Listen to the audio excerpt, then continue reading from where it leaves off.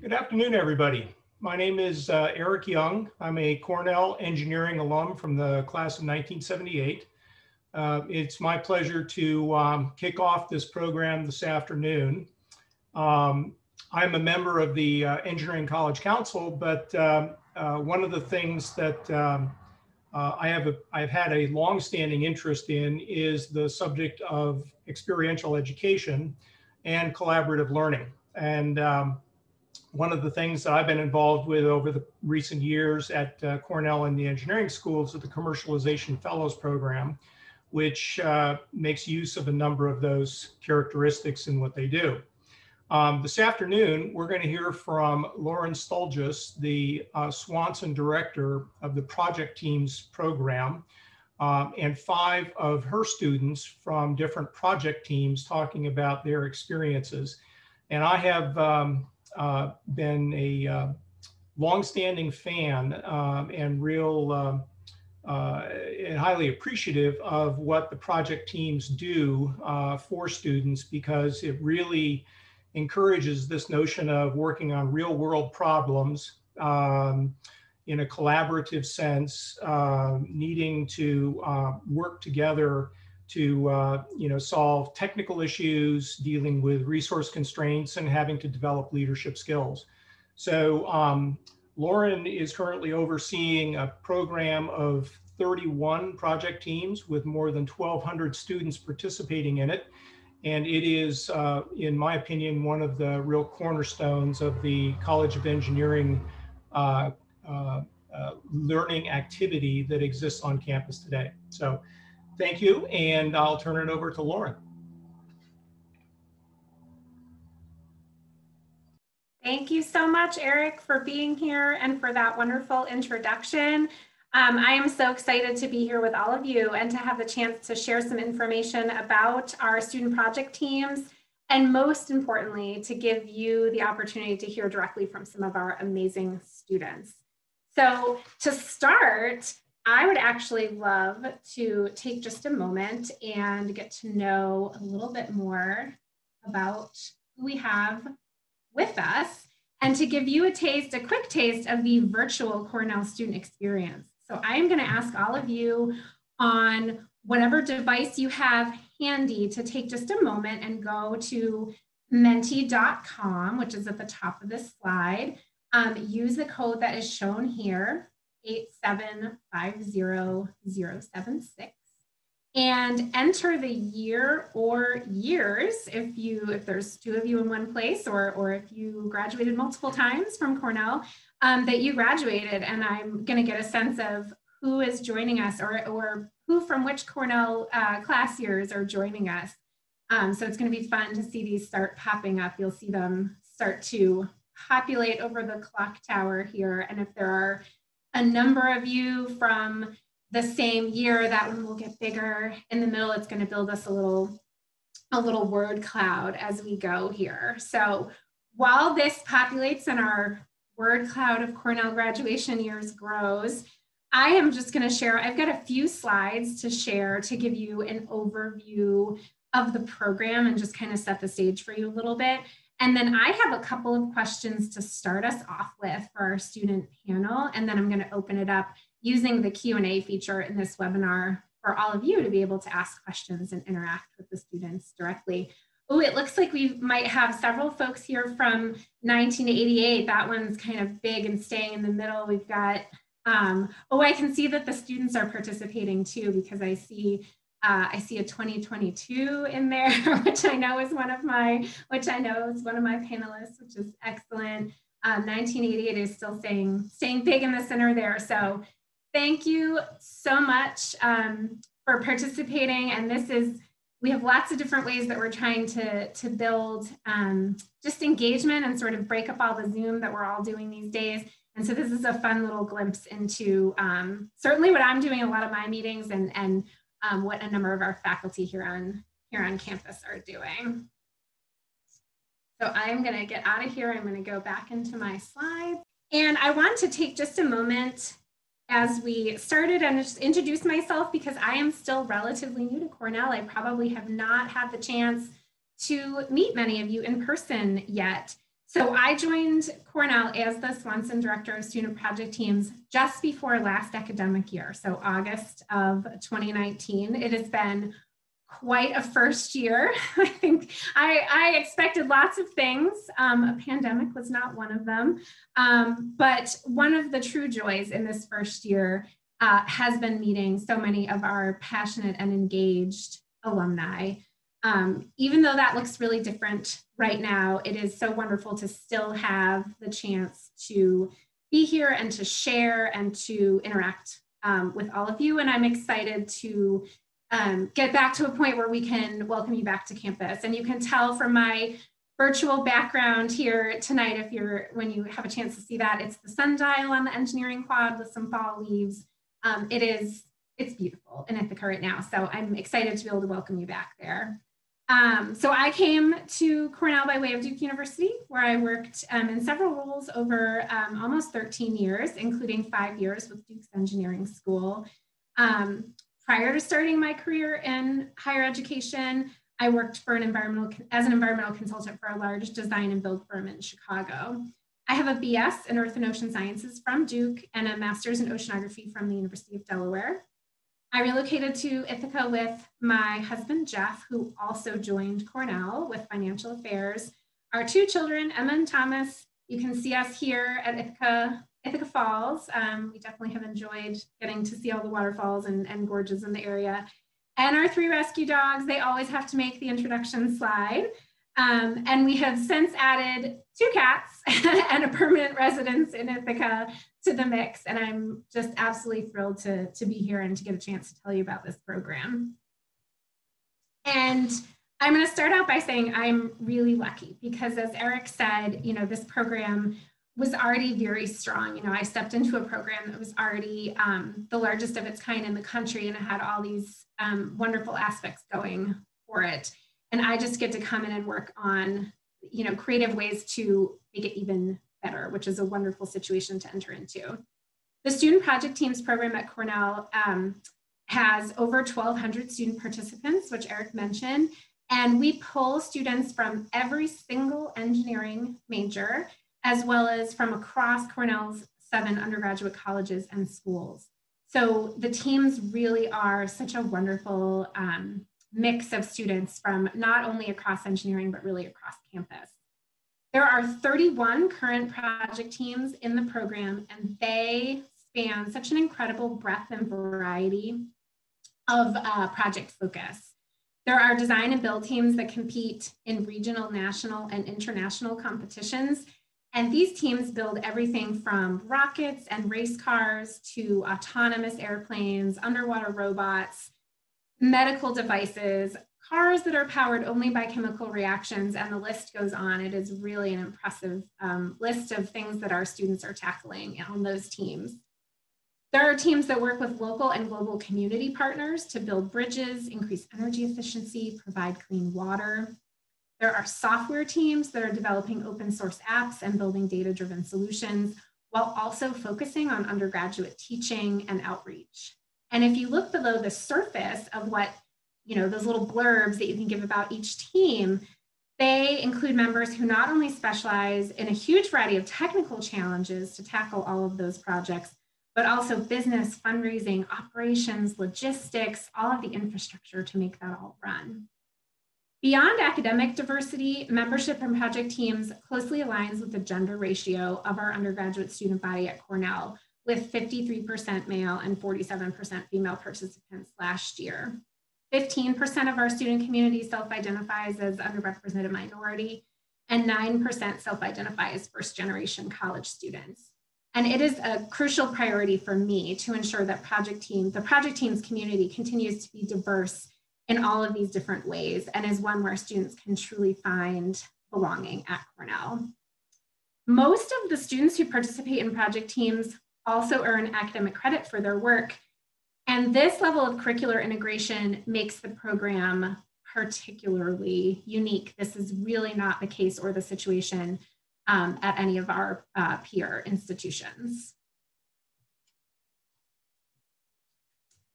So I believe really passionately in the power of experiential learning. That is why I'm here. It's why I absolutely love coming to work and doing what I'm doing every day. And the Cornell Engineering student project teams are such a powerful experience for the growth and development of the students who are involved. So I want to highlight just a couple of key aspects, and then you're going to have a chance to hear directly from our student panelists about their experiences on these teams. So project team students have the opportunity to work on diverse multidisciplinary teams to tackle really challenging and very applied problems. It's truly not the kind of experience that they can get in a traditional classroom setting. So most students, if you think about their academic path through Cornell, they'll increasingly be in classes with only students from their same major as they progress in their academic career. And this provides a wonderful depth of study and support in that area. On project teams, as I mentioned, they're working with students from, again, not only across engineering, but across campus towards a common shared goal. And there is an overall focus on integration across sub-teams and across systems. There's complicated project management details that need to be worked out. So this is a really excellent complement to their classroom studies and such valuable preparation for their pursuits after Cornell. One important aspect that I like to talk about a lot is that the project teams are student governed.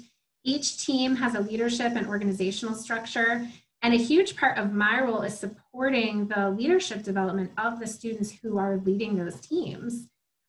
Students that step into these leadership roles truly are learning by doing. They're faced with meeting deadlines, sticking to technical and budget constraints, managing interpersonal dynamics, conflicts, working with their faculty advisor, and so much more. I mentioned earlier that many of our teams compete in a variety of different competitions or perhaps collaborate directly with a community partner. And these experiences serve to broaden their horizons and grow their budding professional network, challenging them in really crucial ways to stretch beyond Cornell and beyond their campus experience. And then the last thing that I want to highlight is the one that I consider to be arguably the most important, which is that our students are not just building cool stuff, they're also building community. And this is important for so many reasons. Studies show that students who find a home on campus, a smaller community within the larger campus, and are engaged in meaningful and serious ways are healthier, happier, performing better academically. And I'm so proud of how the project team students, especially those in leadership positions, have risen to the challenges that the last 8 months have thrown our way. They've continued their work and have found ways to stay connected, to support each other, both within teams, but also across teams. And on the days where I'm feeling overwhelmed or frustrated, I have often looked to their commitment, their creativity to continue to be inspired and continue moving forward.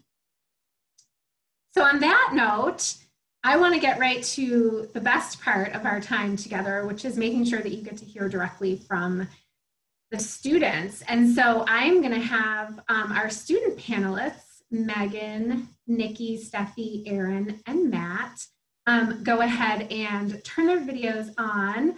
And I am going to ask a couple of questions of them just so that you can get to know them a little bit, get to hear from them a little bit, and then we'll open it up for questions and interactions with all of you. And just to make sure we keep the flow going, I'm going to I'll call on the students. I might use the order of the pictures on the screen here, but I'll call on the students to start.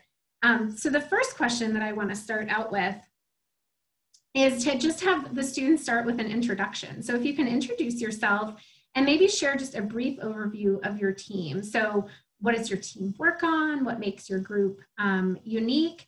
And for this one, I actually will stick with the order on the screen here. And so Megan, I'm going to put you in the hot seat to start with and ask you to go ahead and start. Okay, thanks, Lauren. Hi, everyone. My name is Megan. I'm currently a senior here at Cornell studying electrical and computer engineering. I'm originally from Honolulu, Hawaii, and my team is CUAUV. And we are a competition-based team that works to build 2 autonomous underwater vehicles every year for the RoboSub competition. Excellent. Thank you, Megan. And then I'm going to go to Nikki next. Hi, everybody. My name is Nikki, and I'm a senior majoring in biomedical engineering, and I'm from Troy, Ohio. And my team is Engineers in Action. And we work with international communities who face really severe rainy seasons. And during these rainy seasons, they're cut off from hospitals, schools, and access to markets. So we work to build bridges with them to be able to access those at all times of the year. Excellent. Thank you so much. I'm going to go to Steffi next. Hi, thank you, Lauren. My name is Steffi. Like Nikki, I am a senior studying biomedical engineering. And today I'm representing Engineers for a Sustainable World.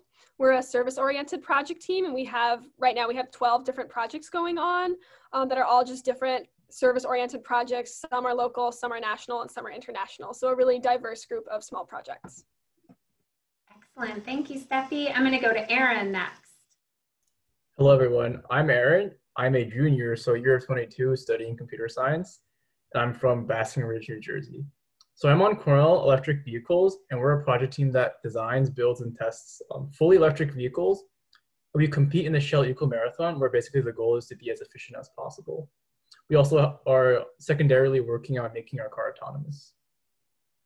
Excellent. Thanks, Aaron. And then last but certainly not least, Matt. Hello, everyone. I'm a senior studying mechanical engineering, and I'm from Austin, Texas. I'm a member of the rocket team, and every year we develop an experimental sounding rocket to launch to precisely 10,000 feet and then guide it down on autonomous parafoil to a certain waypoint. So it's the full life cycle design for electrical systems, mechanical systems, fluid systems, and so that's sort of what we focus on. Excellent. Thank you all so much. So I am sure that for all of you, there was a few main reasons that you joined a project team initially. Maybe there were specific skills that you wanted to gain, experiences that you wanted to have.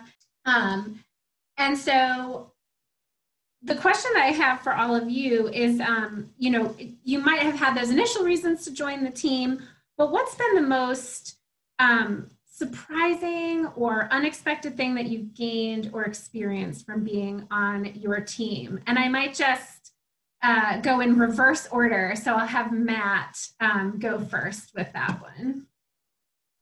Yeah, I'd start with, when I was a freshman, I was a pretty technically minded person. I had relevant experience in propulsion, and I was pretty sure that's what I wanted to do. But my sophomore year, one of the team leads sort of approached me and asked if I wanted to lead the propulsion team. I'd never really led anything before. And so that was sort of the biggest thing that I had sort of experienced with the project team program, was sort of being encouraged to step up into a leadership role. And I sort of learned to really enjoy it. A big aspect of it is I'd always thought that like the world's problems were technical in nature. And this sort of showed that there's a lot of problems that are equally as difficult, or if not more challenging, that are not technical in nature. That's sort of my biggest takeaway in the last 4 years now, crazy to say. Excellent. Thank you. I'm going to actually go, I'll keep working my way back. I'm going to go to you next with that one, Aaron. Okay, so for me personally, as a freshman when I joined my team, I wasn't really thinking about the aspect of mentorship on my team. But through my 2 years so far on the team, I became really close friends with, I guess, the current leads on my team, and they in turn have, really helped me through the ropes of not only my work on the project team, but also, student life at Cornell, as well as even, social life, right? Like our team holds parties. Great, thank you. I'm gonna have Steffi take this one next. So in some ways I have a similar answer to both Matt and Aaron. Just like Matt, I was also approached actually at the end of my freshman year with someone asking me to step into a leadership role in the next year, which was sort of surprising to me since I joined ESW, not fully understanding what project teams were my freshman fall. I actually hadn't heard of them at all until I got here, and then everyone was applying and I was like, oh, I guess this sounds cool. I might as well try and sign up for one of these too. So that was also sort of unexpected. And then I've also really enjoyed like really strong friendships and mentorship from previous leads on ESW and then current members. I think another thing that has really struck a chord with me from my time on my project team is like the difference between ESW's direct mission and my major. So obviously I'm a BME major, and you might not think that that immediately connects to engineers for a sustainable world.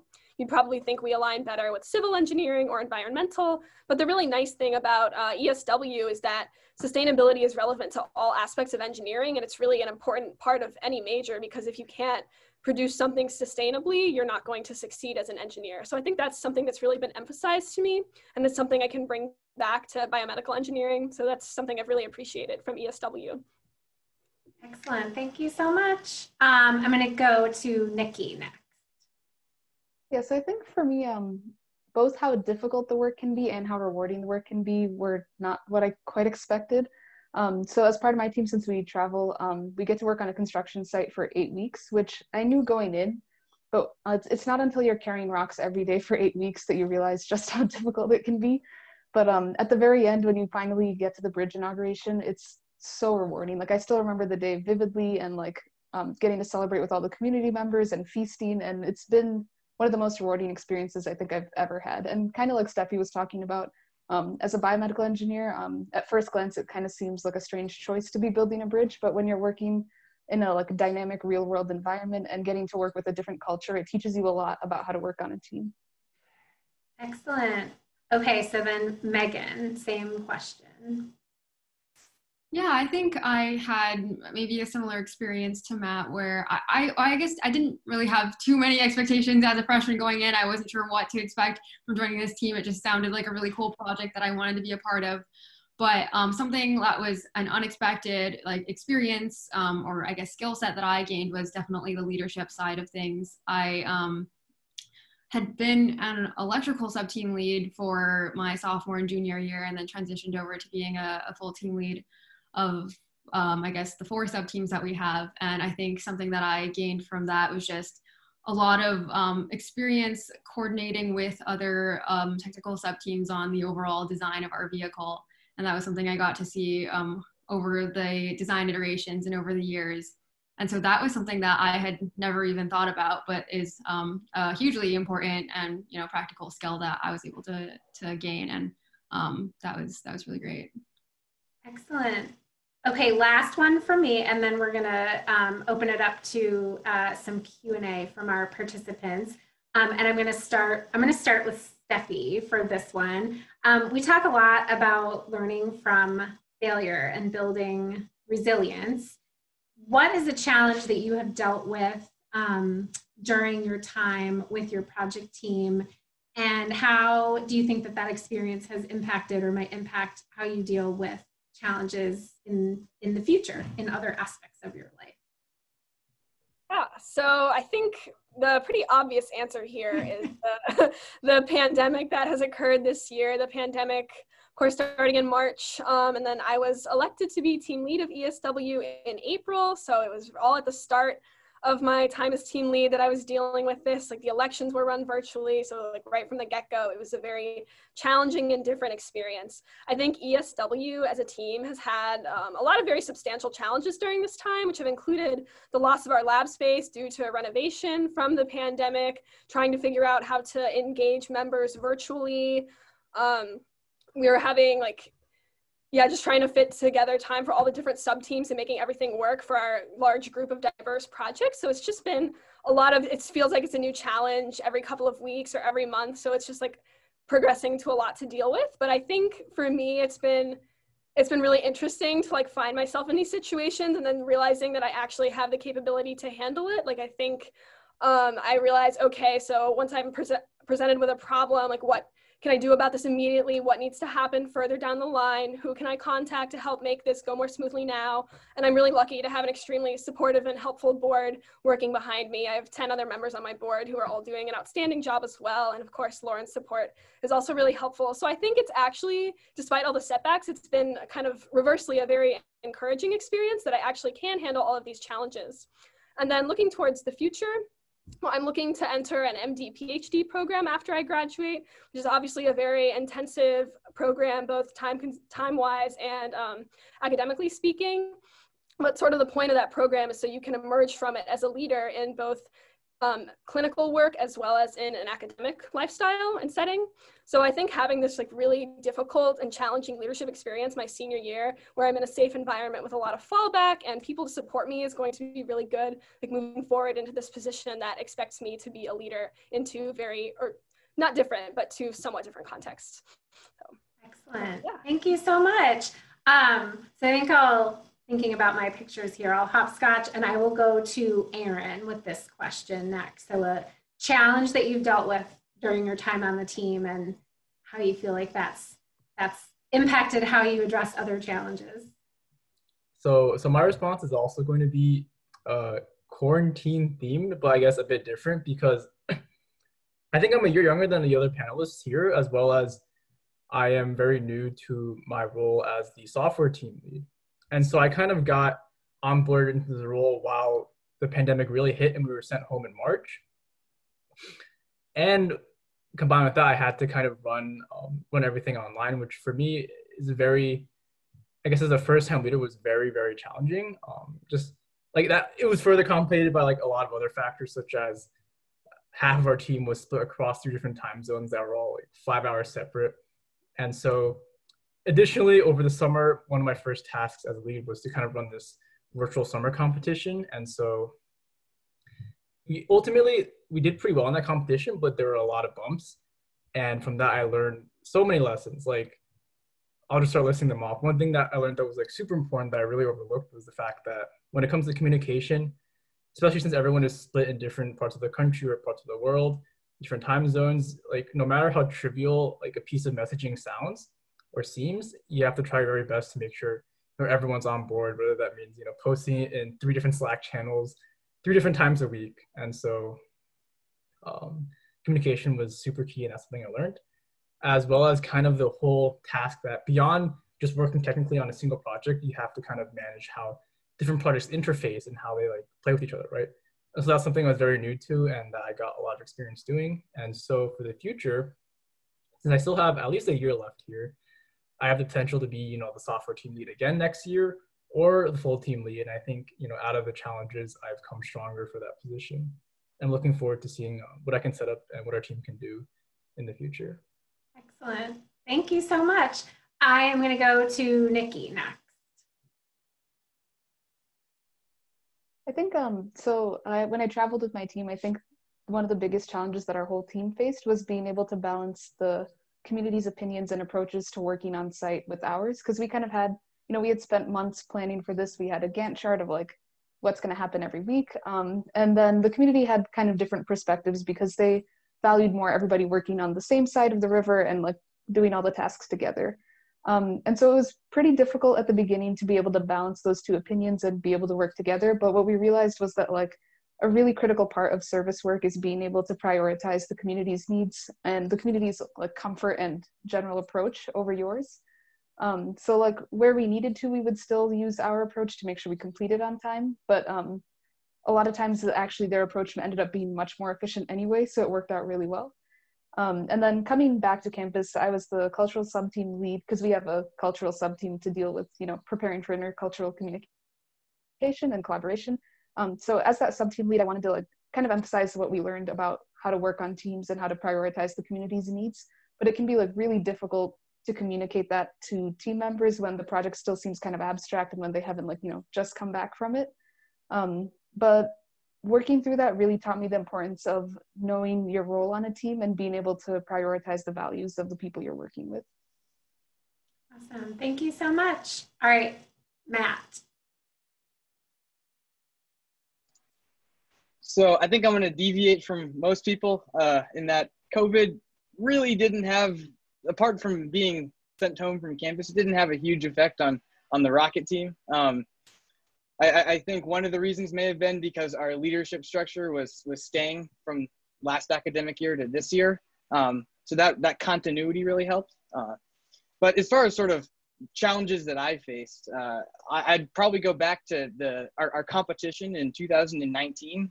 That year, I was the prop team lead or the propulsion sub team lead. We developed the rocket motor that's used to propel the rocket to 10,000 feet. And we had spent all year designing it. It was the first motor that we designed as a team from scratch, and we had tested it and validated it and done test flights in New York. And then we went down to New Mexico to launch, and we had a catastrophic motor failure a few tenths of a second into flight, and the entire rocket exploded about 200 feet off the ground. It's a pretty heartbreaking thing to see when you have such a valuable thing sort of break into a million pieces.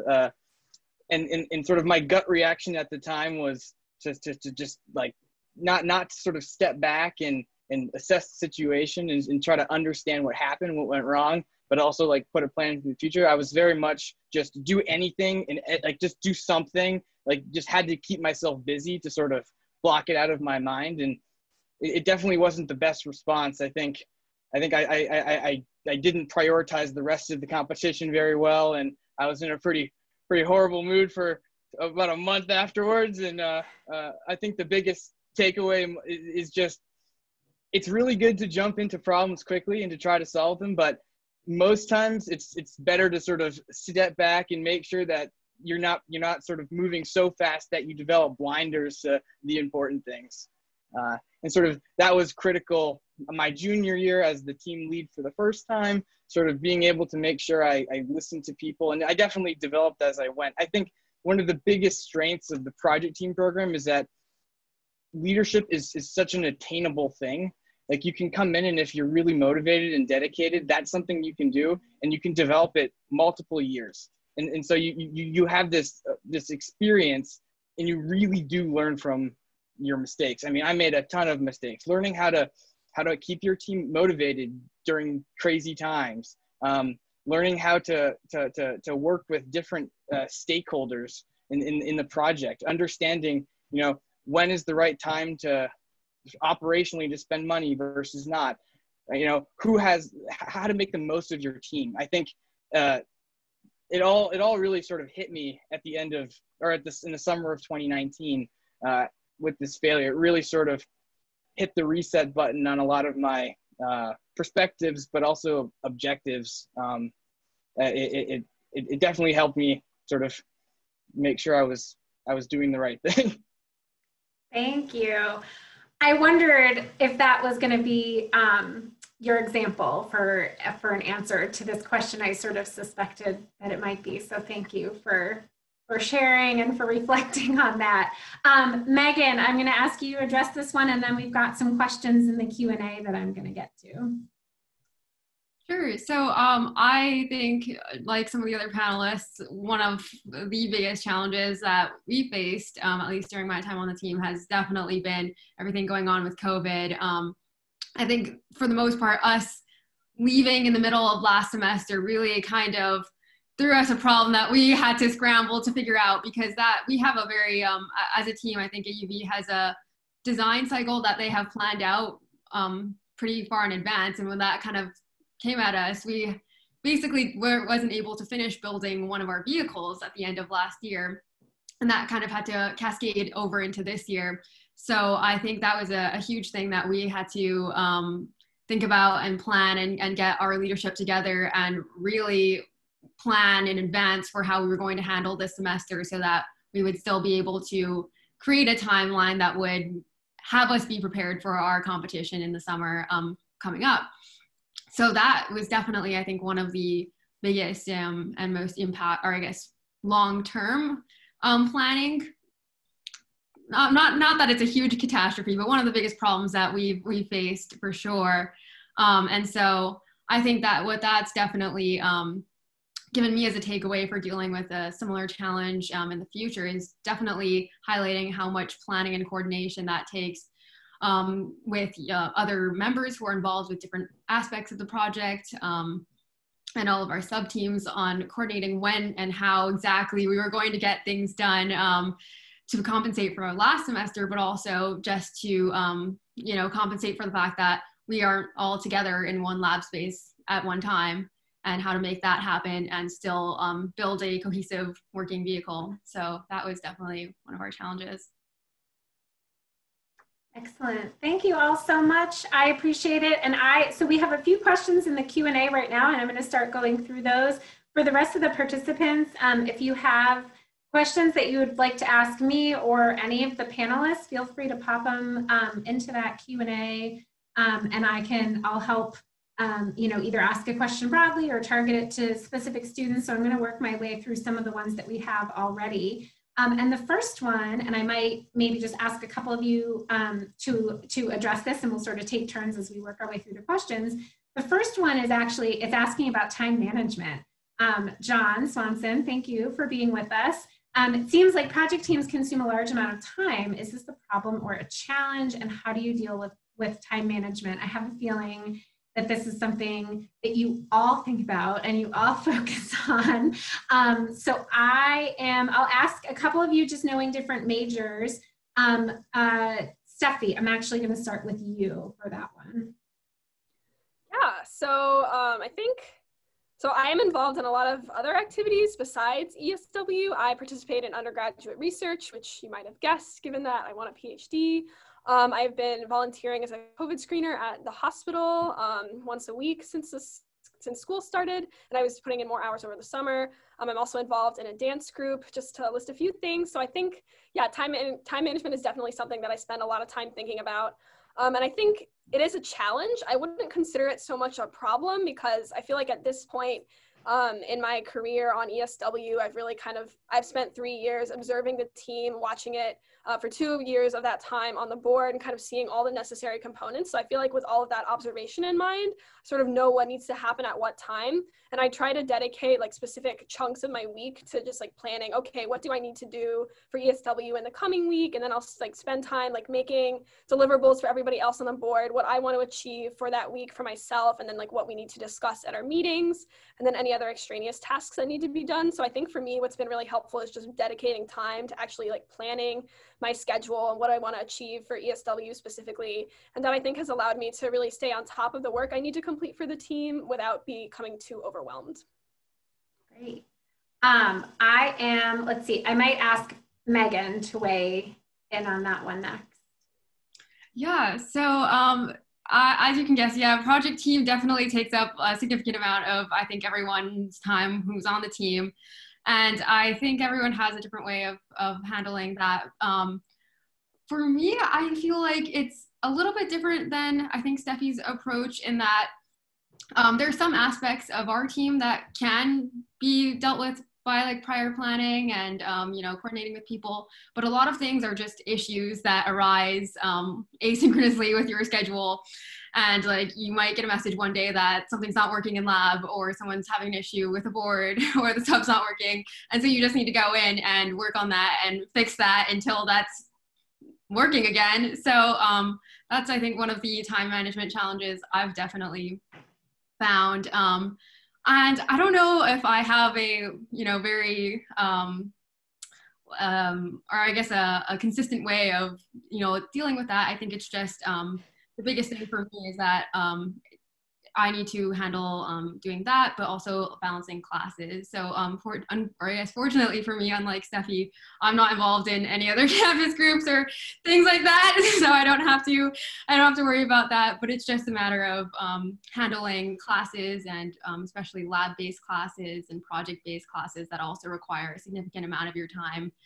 Doing maybe something similar along the lines of debugging an issue, and then having to transition over to AUV and maybe deal with an issue that's arisen there. But I think that's the majority of my time management issues, and I think I've just kind of dealt with them as they've come and gotten better over the years with doing that. Excellent. So there's a few more questions popping up. I'm going to keep working through those. And students, I'll pick and choose a little bit. If anybody feels really strongly about addressing one, feel free to also unmute and let me know that. We did get, because there's a lot of seniors in the mix here, and Steffi, you've already shared a little bit, so I might ask a few of the other seniors to weigh in. We had a question asking, what are your plans after graduation and why? And so if you do have thoughts on where you may be headed or where you're interested in after Cornell, and you want to share those, it sounds like folks are curious. So I might see Matt, if you're willing to start with that one. Yeah, so I'll be graduating this spring. I will be going into industry. I'll be working on propulsion components and actuators for spacecraft and rockets. Excellent. Nikki. Yeah, I'll be graduating in the spring, and I'm planning on doing an MEng at Cornell, and that'll be in BME. Excellent. Megan? Yeah, I will also be graduating in the spring, and after that, I plan on continuing and doing my master's in engineering as well, also in EC. Great. And Erin, I know you're the junior in the group, but if you have thoughts about where you might want to be 2 years from now, feel free to chime in and share them as well. Yeah, thank you. I definitely want to get in on that one-year master's degree program here at Cornell. And an exciting thing about that for me is I can still be involved on my project team even as a master's student. So it'll be great to have that connection. Excellent. That was like the perfect segue. Thank you so much, Erin, because one of the other questions that we got was asking if there's projects where undergraduate students work together with graduate students. And the question specifically said, for example, with MBA students, but I know a number of your teams also involve MEng, Masters of Engineering students. So I see some nodding heads, but if you have either MEng students or any other graduate students on your project team and you wanted to share kind of anything about, I love having that sort of vertical integration through the teams, but if anybody wants to add anything about having some of those grad students on your team or how that works or how they're integrated into your team, that would be great. I think I can take this one. So we work with master's students through two ways. So we do have some people who, I guess similarly to what Erin was saying, who were undergraduates at Cornell, graduated and then continued on for their master's and then just stayed on ESW for their duration as a master's student, which is really nice to have them bringing in that expertise. We have a hydro turbine project, which we're looking to implement in Cascadilla Creek. And that project is currently being led by a master's in Civi. So that's been really helpful to have her expertise moving forward on the team. And they've been really productive since she took over, which has been really good to see. And then we are also just getting started on a project with two master's students who are being advised by ESW's advisor, Dr. Francis Vanek. And so ESW has a long-standing partnership with Plentadod, Puerto Rico. We have a 13-year partnership with them, and they're an educational center located in Puerto Rico. And the master's students are looking to provide solar-powered lighting and power to Plentadod, Puerto Rico. And they've just started working with ESW on that. We just formalized that we would be partnering on a project about 2 weeks ago. So yeah, sort of different aspects. We have some continuing master's students and some collaborations, but it's definitely really helpful and a really good experience for the undergrads to have. Excellent. Okay, so other questions that I see popping up here. We have a question from John Lynn asking about how potential employers or summer internship companies view your involvement in the project team.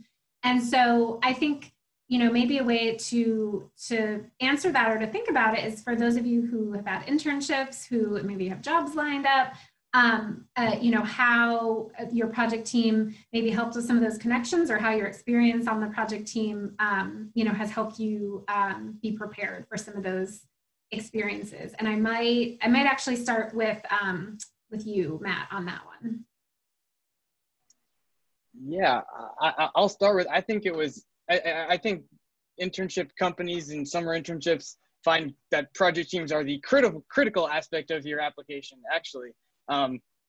Especially going into the space industry, sort of being able to get things done, having learned that hands-on ability, sort of manufacturing things in a machine shop, sort of being able to connect what you learn technically with the practical aspect of it, working with vendors, managing like the operations of the team in general. I think that was critical in terms of getting and even working at internships.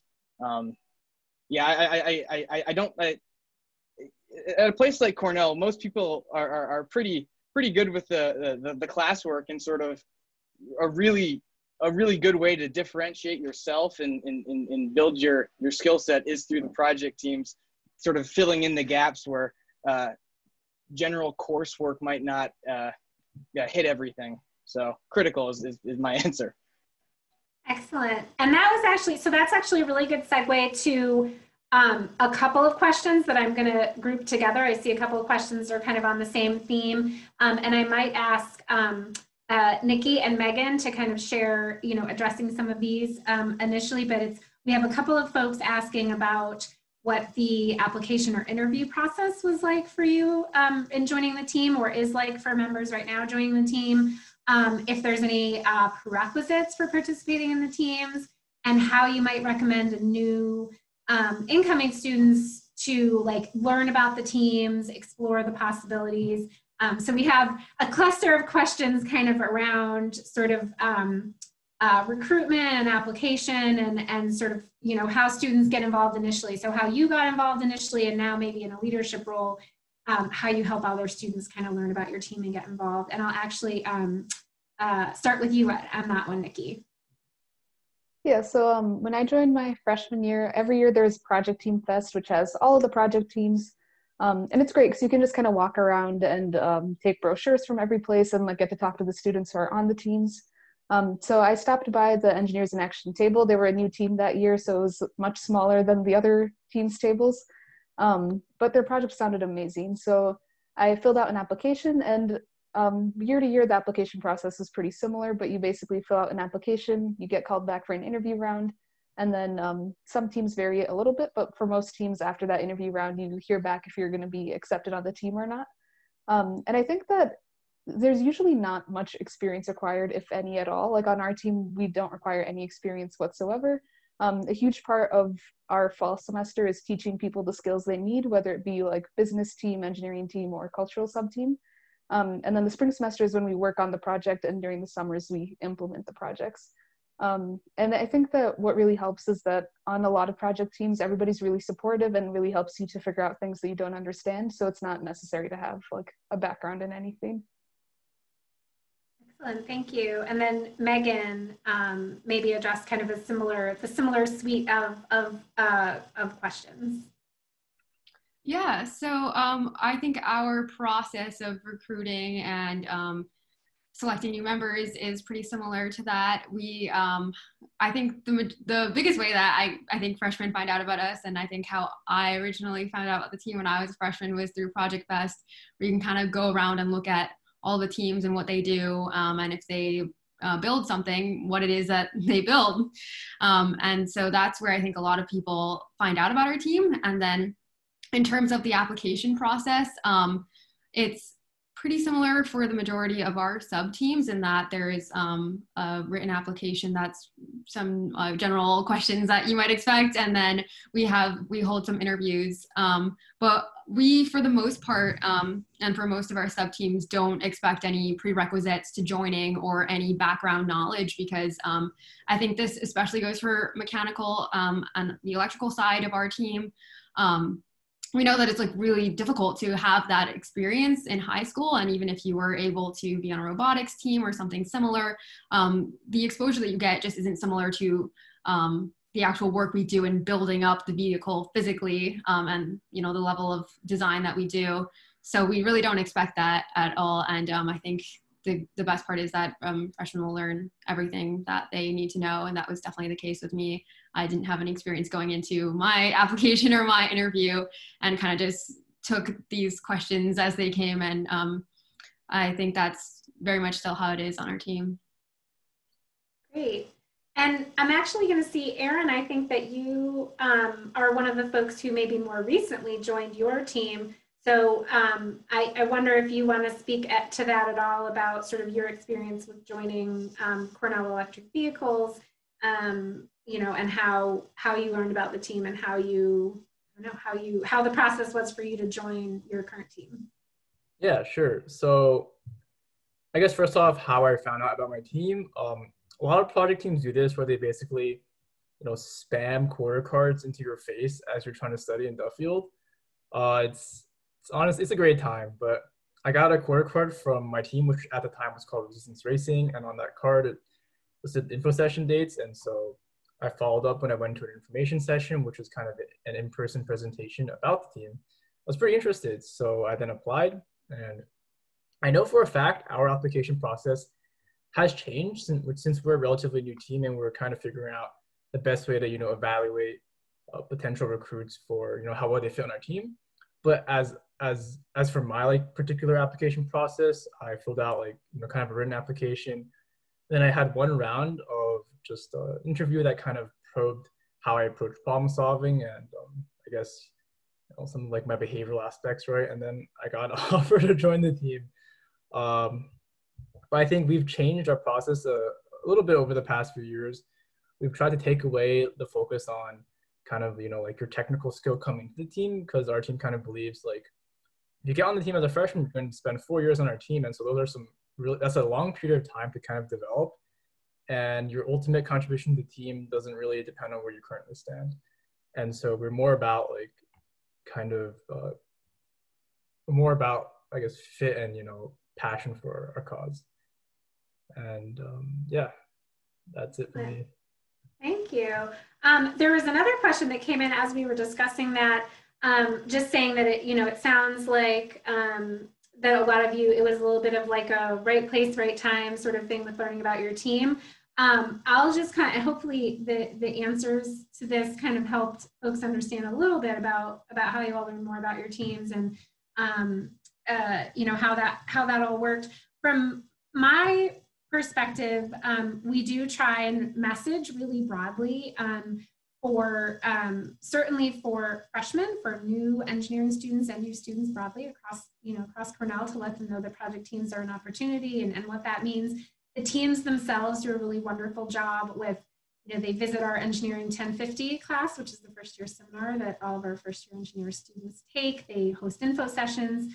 You heard many of them mention the Project Team Fest, which is typically a big, high energy fair in Duffield where they all get to show off their cool stuff and get everybody excited. And we tried to figure out a way to do that virtually this year. So we did have to pivot a lot of our programming this year. But we do try and share that information, really broadly, and try and make it kind of as known and as accessible as possible.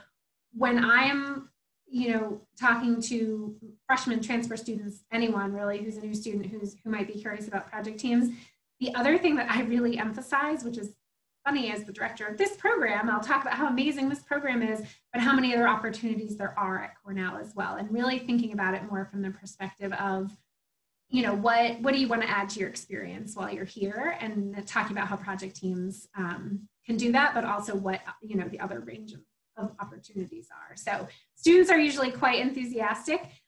It is, a challenge that I'm excited to help solve in the coming years. There are many more students who are excited and who want to participate in project teams than capacity that we currently have in the program. So figuring out how to grow this program sustainably and strategically to help give even more students the opportunity to have this kind of experience is one of my biggest, if not my absolute biggest priorities in the coming years. So I'll file that under the heading of good problems to have. Okay, let me scroll. We've got a bunch more questions that have come in. This is maybe a quick one and sort of a fun one, a glimpse into your backgrounds in high school. Were any of you on a team for Odyssey of the Mind or Destination Imagination in school? And I'm going to add to that to say, did you do any other kind of related sort of STEM club or like a robotics team or something? But this person was asking particularly about Odyssey of the Mind or Destination Imagination. Anyone participate in either of those in high school? No? Okay. All right. That was a very quick answer then. Okay, let's see. I might work my way back up here. There is a question here. Let's see. Do alumni get involved in advising project teams? I'll address that one just a little bit to say every single team has a faculty advisor, but many of them have other folks that they get technical expertise or advice from. The faculty advisor is the person who has the official capacity for signing grades if grades are due, along with me often signing official paperwork. That is definitely an area that we are interested in exploring more. The alumni engagement involvement with the teams, I think, is a rich opportunity that I'm excited about, pursuing in a more concerted way.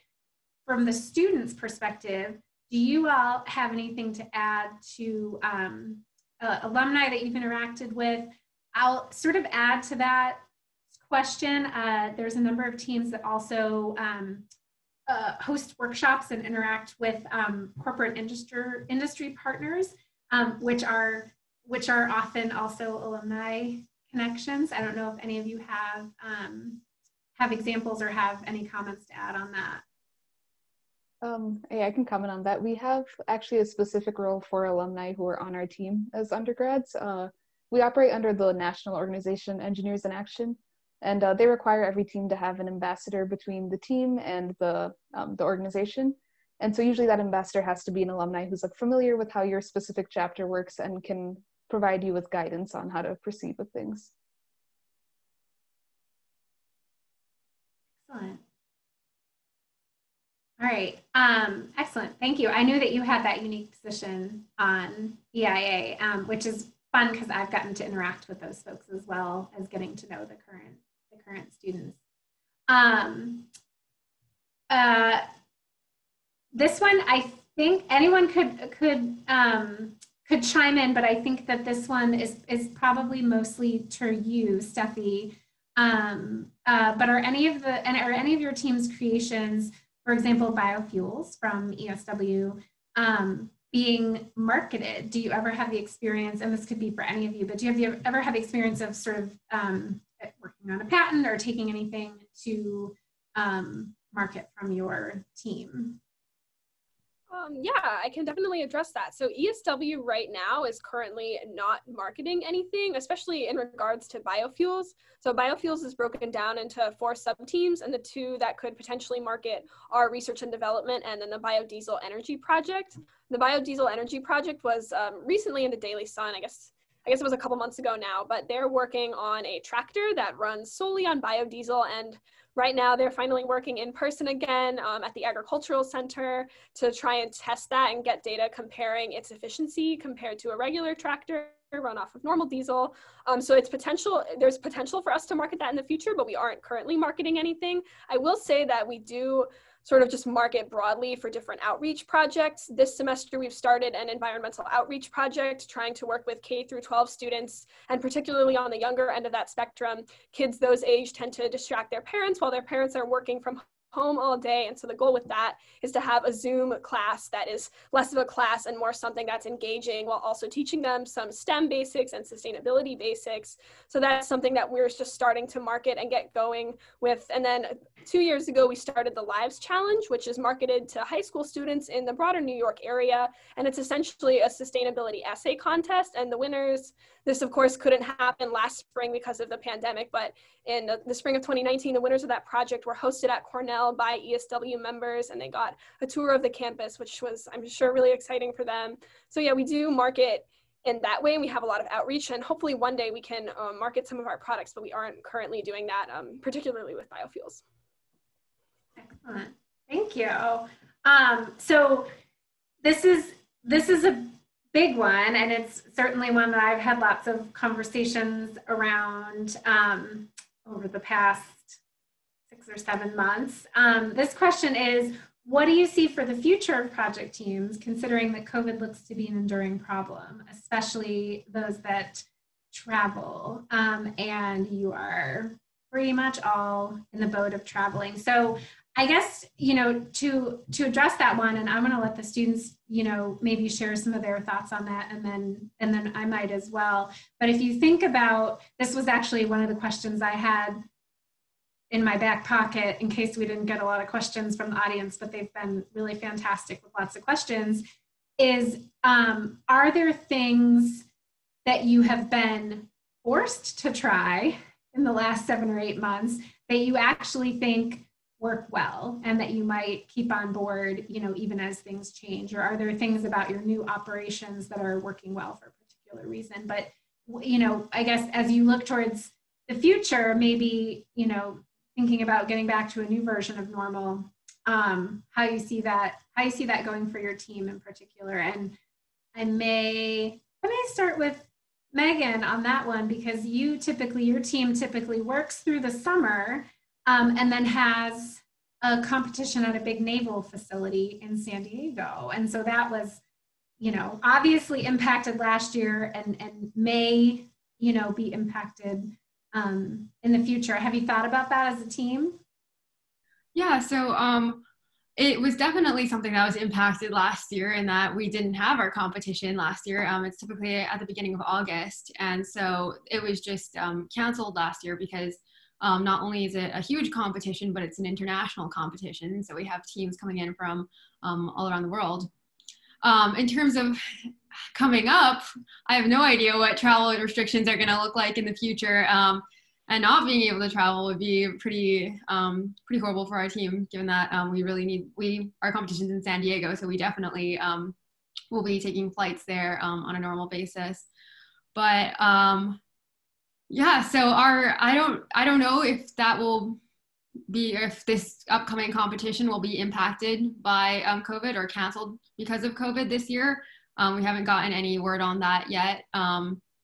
So we'll see how that goes. But our team typically does work through the summer here in Ithaca, and then that summer crew travels to San Diego together. So if things look good this semester, hopefully we can continue on that plan. But if not, then we will have to troubleshoot. But it's really hard to tell right now how that'll look, and what our competition status will be for this year. Yeah, fair enough. That's a big question. I'm actually going to, and I want, anyone else who wants to chime in as well, but I want to ask Nikki to maybe answer a little bit for EIA. Yours was one of the teams. I was impressed with all of the teams for lots of different reasons. But for EIA, you had a sequence of deliverables, and you met them all right up until the last moment, knowing that you were not going to travel last summer. And in the grand scheme of things, travel to the regions where you travel is probably, it's going to be a little bit slower to get reapproved than some of the other teams. So do you have thoughts on how that went last year, how you're prepping for it this year? You're definitely right. We selected a team of students to travel during this past summer. And then we kept kind of pushing the deadline, okay, we need go or no go situations kind of. And then finally, ultimately, we reached a point where it's okay, we're definitely not going to be able to travel, but we still want to give, especially since a lot of the older teammates who have traveled before are graduating in the next couple of years. We want to try to give as many students as possible the experience of writing all of our review call reports and going through the process of reviewing the design with the national organization. So I was really, really impressed by what the group who was supposed to travel, they put so much effort into all of the reports, despite knowing that they weren't going to be able to go. And it was very difficult, but we kept morale high and emphasized the importance of being able to have these skills so we can get back to traveling again in the future. And one thing that is kind of positive that might come out of this is that the national organization is thinking about doing domestic bridge projects this coming summer in West Virginia. So hopefully a domestic aspect of this national organization could exist going into the future. Excellent. Yeah, the addition of a potential domestic project was a cool development. And I think that there had been conversation around that before all of this, but yeah. It's a good maybe push in that direction. Mm-hmm. Erin, you mentioned a virtual competition over the summer. I wonder if you wanted to add anything on that, because I know there's some virtual aspects even of the in-person competition, especially when you're thinking about the autonomous navigation and operation of the vehicles. Yeah, so the competition we participate in is organized by Shell, who have been pretty, forward-thinking. I guess just a bit of context, because of COVID, they've started to try and host a lot of online format competitions where, for example, there's one competition where you do a technical inspection of your car, but it's through a Zoom call. And so I guess last last summer, they began a beta trial for an autonomy competition. And how this worked is that it was purely software focused. So the teams would send their software stack to shell servers, and shell servers would then simulate that software stack, the autonomy stack, against a map, with road obstacles and whatnot. And, the goal was to see how well your software stack performed, how many goals it could hit, how efficient it was, how well it avoided obstacles. And I think, I guess if the pandemic continues to be a really big issue in the years moving forward, at least the software side of our team definitely has a great space to, I guess, innovate and continue to do their work. Excellent. Thank you all so much. So there's a couple of other questions that have popped up. One of them was asking about how the teams are funded. So I'll share just a quick kind of overview of that, and then I might ask the students to chime in on one particular aspect. So we, this is actually one of the main areas that I work with the teams on. I am a firm believer that if you don't have a dedicated, at least person, but hopefully team of people on your team paying attention to your financial health and well-being, it doesn't matter how great you're doing on the technical side of things. So I love working with the students that are on the business teams to pay attention to budgeting. We have a really fantastic supportive team with AAD and corporate industry relations, helping the team look at fundraising and sponsorship. So we get a large amount of funding through endowments and through gifts for this program, which we're extremely lucky for that. So I work with all the teams to prepare a budget. I have a known amount from some college accounts and from those endowments that I'm able to distribute. We also get additional contributions from several of the departments and schools and colleges that we draw large numbers of students from. So we have wonderful partners across campus who also recognize this as a valuable experience for their students and help support it financially. The students themselves do a ton of fundraising, which I think for the sub-teams on these groups that are responsible for that is an excellent experience. We participate in crowdfunding in the fall and in Giving Day in the spring, and they do a lot of individual work on that front as well. I don't know for any of the students if you have anything to add on that. I know there's always lots of conversation around how the funding works and how the fundraising works. In particular, we're lucky that we have great supporters to help us make it all work. That is for sure. Okay, so I think we have a little bit more time. I'm trusting the team that's running the webinar to tell me when it's time to start playing the music and wrap it up, but we have some great additional questions here.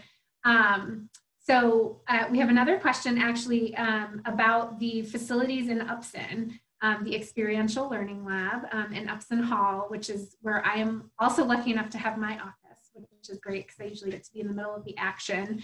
And we have several teams that are primarily based there. And I'll let them sort of speak to that. And I might start with rocketry for that one. So just the question was general, just kind of how's it working out for you? But this is our third year in the space. Fourth year, I should have my timing better than this. I just know it was still relatively new when I started. It was one of the aspects I was really excited about. But Matt, I don't know how many folks in the audience have been to the ELL before. So maybe start by just giving like a super quick explanation of what the ELL is and how it works, and then maybe talk about rocketry's use of the space in particular. Yeah, so to sort of set the stage, I'd say that before the ELL existed, all the different project teams were sort of scattered around campus in the engineering quad in whatever sort of little rooms that they could find to work on their project. For example, when I joined rocketry as a freshman, we were in the basement of Ward, which is where the nuclear science is, and there was once a reactor down there. And so it was quite an interesting place with no windows or anything. And so that's how everything started. And then about a month or so into the year, we moved into the ELL, which is pretty much the entire basement of Upson Hall, the mechanical engineering building. It's sort of a place where they've split up. It's a combination of sort of office space where teams can have meetings that are related to like technical design, and then build spaces where the actual sort of hands-on magic happens. It's a big sort of addition was that the machine shop is sort of within the same building as the same building as the work areas of the teams that use it. You don't have to sort of walk outside in January through 2 feet of snow to Rhodes Hall to then go machine your parts. And then also the composites lab is no longer in Riley Rob, which is a huge hike from the engineering quad. It's a sort of, it's working great. It really means that we can spend a lot less time running between places and a lot more time doing stuff. So far, it's been really great. I think it's been set up in a way that people, for example, can share conference rooms. Like you can book a conference room if you're having a big meeting or not. But having that be sort of project team only rooms where you can do that is really useful. You don't have to like reach out to a bunch of random colleges trying to get rooms in their building when you need to have a meeting. But yeah, it's a really, really good space. And oftentimes before COVID, I mean, there would just be tons of people hanging out in there. I think if you ask some of our underclassmen, sort of just being able to interact with upperclassmen initially when they joined the team in the ELL, it's such a comfortable space, sort of was a really formative time for them. I definitely, it was for me. I spent, way too much of my time there, but it was a great experience, and sort of that's the kind of space that we were hoping for out of the ELL, and it's really delivered. Awesome. Thank you. And I love that you had the sort of full context to start with. That's definitely kind of the color that I would have added, which is you've been a part of this longer than I have, but I know just from hearing from students and from hearing from faculty that are involved, the fact that we're able to have a home base for the project teams where it is such a gathering space and such a productive workspace, but also gets to be sort of the hub of activity.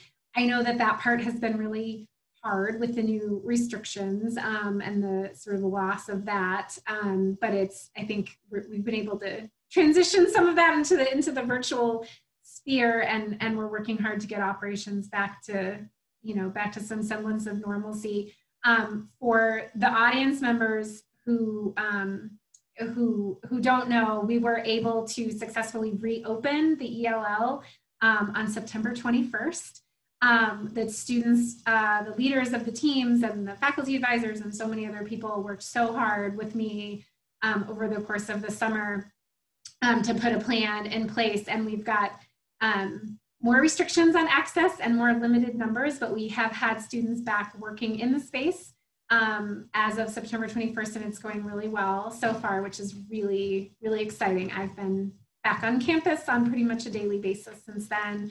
And we started having project team access to the machine shop, which is the other critical facility that you heard Matt mention, which is just at the other end of the long hallway that connects us, just a couple of weeks later. So we've got a couple weeks under our belt of being back up to a pretty decent level of operation, and it's going really well so far. So that's been really exciting.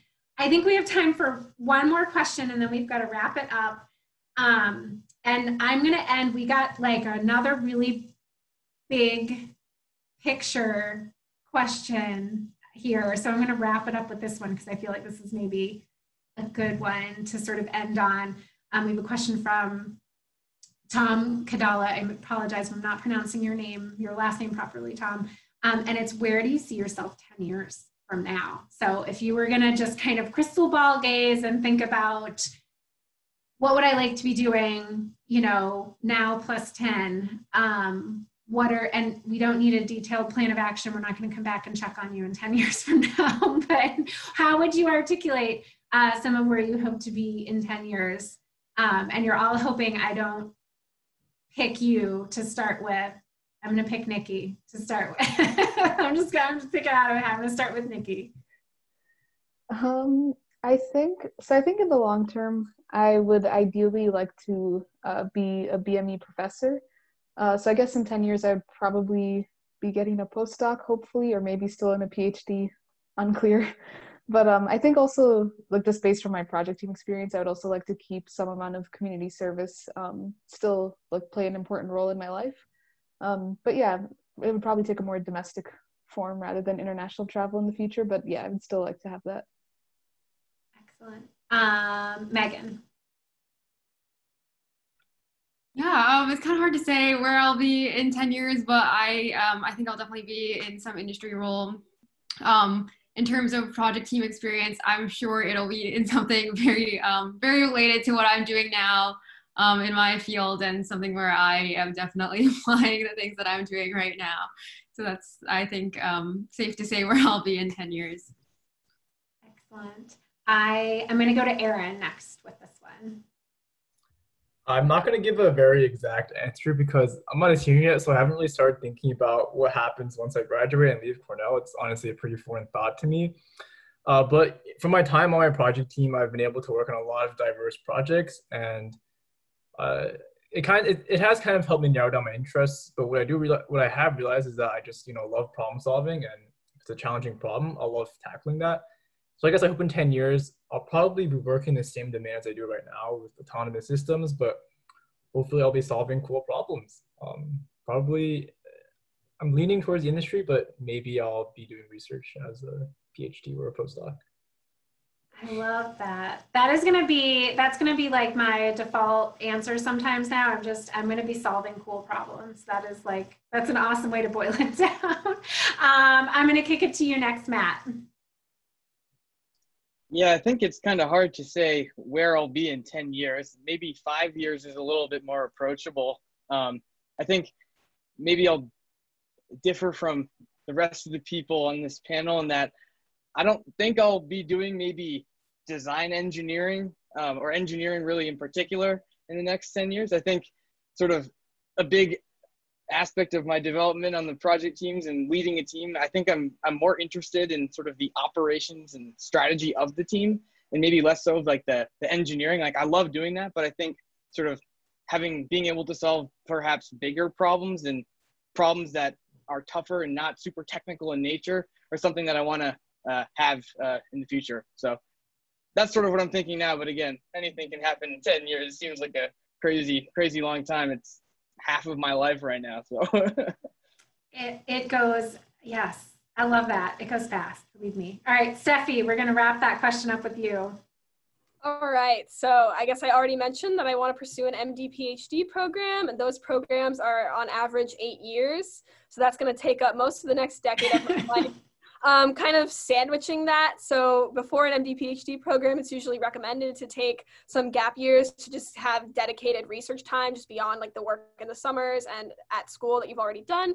So for the next 2 years, I'm looking at gap year positions right now. I'm really hopeful to get a position with the NIH in their post-baccalaureate research fellowship program. And then from there, I'll be applying to MD PhD programs. So that puts me at 10 years exactly. And then after that, hopefully I'd be starting a residency somewhere, because typically the way physician scientist training works is you complete your MD PhD, then you do a residency, and then you complete any additional research training. And then from there, you usually kind of you sort of wait whether you want more academia or more medicine. I think for me, I'm going to lean towards more of an academic position while also practicing clinical oncology. Hopefully, that's what I'm thinking right now. A little bit up in the air, but yeah, so hopefully in 10 years, I will be a resident somewhere. Incredible. Thank you all so much. I want to wrap us up for the evening. First and foremost, huge thanks to our panelists. You all are why I love my job so much. So huge kudos, huge thanks to Megan, Steffi, Nikki, Erin, and Matt for your time and for sharing your thoughts and perspectives. with everyone in attendance. I want to thank everyone who participated. I want to thank Eric Young for his great introduction, Kate and Nancy and their team for hosting this, and they will be sending out a post-event survey tomorrow and some additional follow-up information. I want to again just thank everyone for your participation, for your continued engagement. It's been really wonderful to have the opportunity to share a little glimpse into what this program is like, and the really cool work that our students are tackling as a part of these project teams. So thank you all. Have a wonderful, I would say night, because it's night here on the East Coast. If you're joining us from the West Coast, have a wonderful rest of your day. Have a wonderful evening.